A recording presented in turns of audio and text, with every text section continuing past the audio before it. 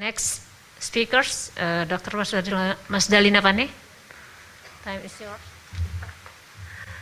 Yeah, I'm the last speaker. I will take maybe 10 minutes only for my material. And good afternoon, everyone. It's very glad to meet you here in this program. And the committee give me a topic about the disease transmission analysis. And I think all of us know much about it and conducted several analyses for this pandemic. Slide. And in history, various pandemic and epidemic have emerged out several times, which have demolished humanity, social and political aspect, such as Black Death, and then Spain flu, H1N1, PDM09, or swine flu, and then SARS, avian influenza, MERS-CoV, COVID-19, monkeypox, and etc. Slide. This is a transmission analysis as one of the epidemiological competencies conducted in every event. For example, for now in COVID-19 pandemic. In early stage of pandemic, various mathematical model conducted and have been developed to have a better insight into the transmission. But sometimes the analysis is very excessive. So the result of the analysis will be applied to the policy. It's very excessive, such as mobilization, slide. Such as mobilization analysis, disease forecasting, and SIRS analysis. And I think it didn't work effectively in field. At the start of pandemic, I was looking for a suitable epidemic analysis to use and found several in publication. It's too many modeling from every countries produce control the pandemic's model, and it's too many. And we must decide which one which will suitable for Indonesia to control the pandemic. I think it's very different setting in Indonesia. We have a lot of island, and then we have a lot of entry points, and the result of the modeling outside, it's not suitable conducted in Indonesia. We need simplicity to apply to our setting, and several scientists in Indonesia develop several analyses as well to control in their area. Mathematical models look cool and scientific, especially with the complex calculation that are difficult to explain. But simplicity is describing problems looks more useful. Of course, we are as an epidemiologist are certain not against the development of science and technology, but analyzing the spread of disease artificially is not appropriate to be used as a basic of policy. Control techniques are often not included the mathematical calculation, including capacity to detect, prevent, and epidemic response. For example, mobilization analysis, months of the mobility analysis was carried out and result in very excessive policy through the prohibition on going hometown or mudik. I think it's 2 years the government prohibited for the mudik. Is it make transmission over? Oh, big no. Mobilization in epidemiology known to spread disease even under normal condition of mobilization. Omicron from Jakarta can reach Papua in the normal mobilization, but mobilization does not necessarily affect the increase for the number of cases. We conduct we conduct the simple analysis and show us that the new variant of concern, capacity of testing, and then effort of containment, as well as positivity rate contribute very significantly to the increasing of the cases. And some simple and classical analysis more useful to do related to distribution of the cases, place, and time. And I think it's a very long time scientific methodology in epidemiology can be used to control the pandemic.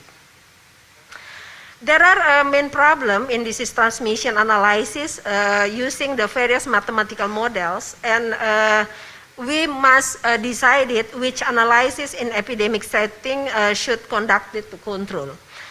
Basic control indicators, we have 4 main indicators to control this pandemic by our guideline. There are incidents less than 20 per 100,000 per week, positivity rate less than 5%, and then hospitalization less than 5 per 100,000 population per week, and mortality rate less than 1 per 100,000 per week.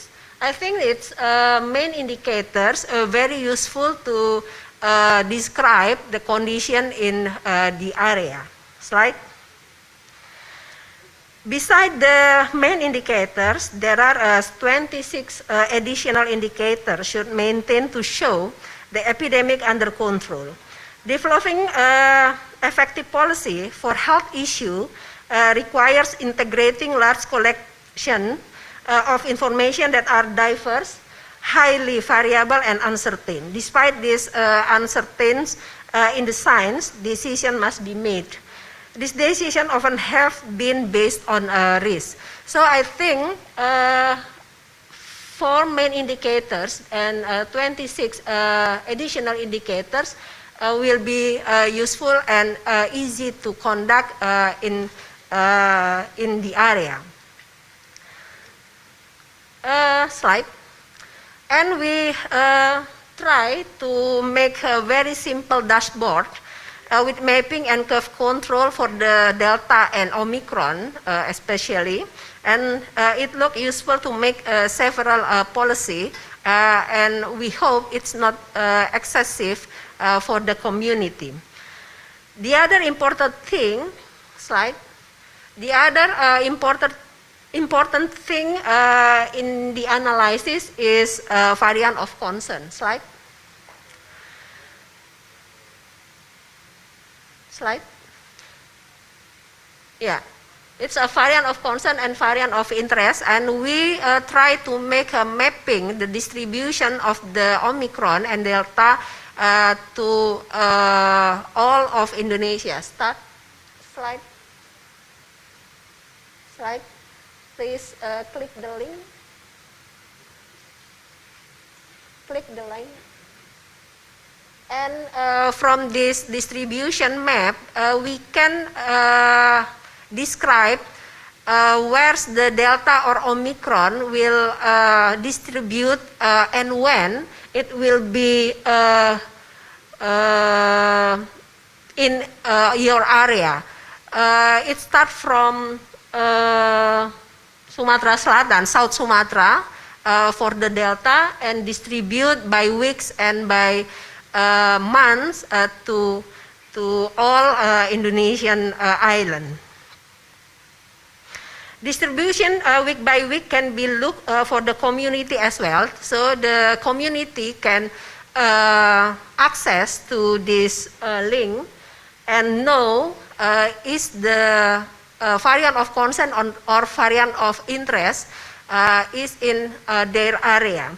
So I think it will be useful for the officer in the field to make an effective containment for the analysis. So I think simple analysis and simple containment, it will be useful and it will be calmly using. Finally, I think for the conclusion, there are 3 lessons learned for the disease transmission analysis. The first one is mathematical model is one of many tools to guide policy focus for the main indicators and conduct it with the high quality containment. And the second one, port health entry play an important thing to control of pandemic, especially for the cross-border transmission amongst province, district, or countries. Cross-border transmission should be intervened with the cross-border intervention. Cross-border contact tracing is one of the good or best intervention to control the distribution of the disease.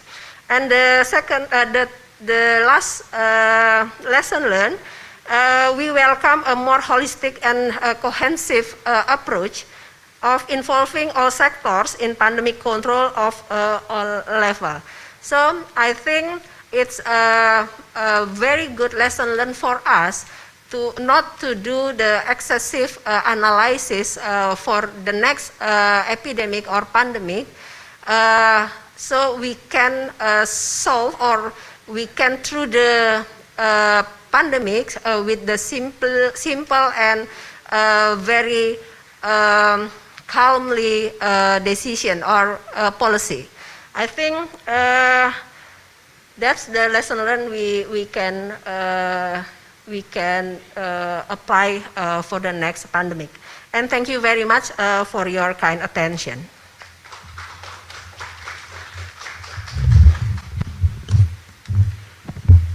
Thank you, Dr. Masdalina Pane. The next session, because timing is over, we can open the session discussion.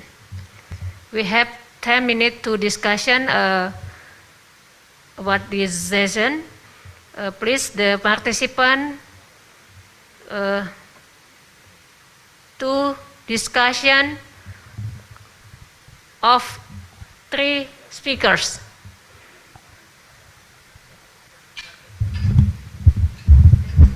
Any question?